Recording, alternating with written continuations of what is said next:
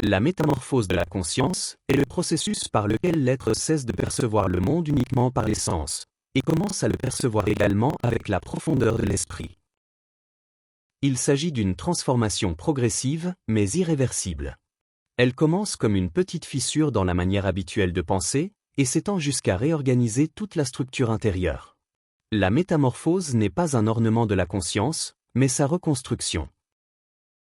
Cette transformation se produit lorsque l'être, mu par l'impulsion initiale et par la solitude du chemin, commence à remettre en question non seulement ce qu'il voit, mais aussi ce qu'il est.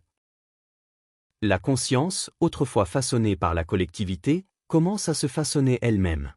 Les anciennes croyances se dissolvent, de nouvelles perceptions émergent, et l'être comprend que ce qu'il appelait « moi » n'était que la surface de quelque chose de beaucoup plus vaste. La métamorphose est le moment où la profondeur devient inévitable. Au cours de ce processus, la conscience traverse des phases d'expansion et de contraction.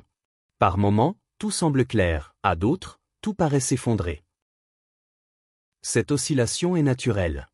La métamorphose exige que l'être abandonne des structures intérieures qui ne soutiennent plus sa lucidité.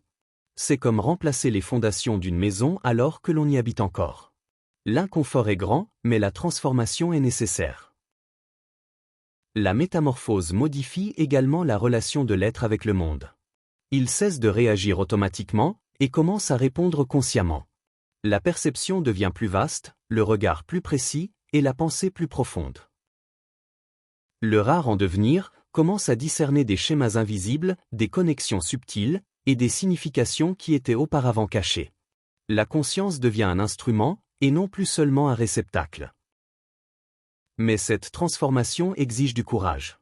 La métamorphose de la conscience, telle qu'elle s'est produite chez Carl Gustav Jung, confronte l'être à ses ombres, à ses illusions et à ses fragilités. Elle exige qu'il reconnaisse ce qu'il a évité, qu'il accepte ce qu'il a nié, et qu'il intègre ce qu'il a rejeté. La conscience ne s'élargit que lorsqu'elle cesse de fuir elle-même. Le rare naît lorsque l'être traverse cette confrontation sans perdre sa direction. Au terme du processus, la métamorphose ne produit pas un nouvel être, mais un être plus véritable.